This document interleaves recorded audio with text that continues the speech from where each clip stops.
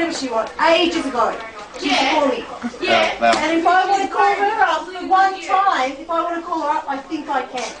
Alright, Hannah, this shit would piss you off if you owned a plasma TV. But, as I'm about to show you, this is how you fix it. You're the one who keeps saying, tell us everybody that you're still. Take medication, fucking, that's why I'm lucky. I'm not getting introduced to what situation. I've been asked what's going on, and I had a brief fucking conversation with Sophie, because she asked me that I was upset one day. That's it. It's all cornerstones. We'll fucking, we'll be doing well.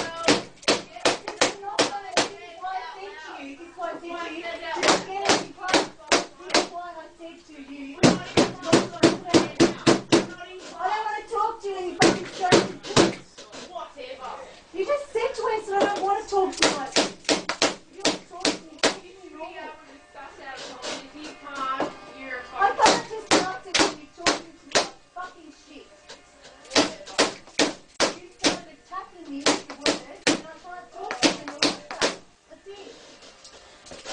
You got some shit on, not best friends with Simon. But I've known you. I didn't give a shit about Simon. Do you think I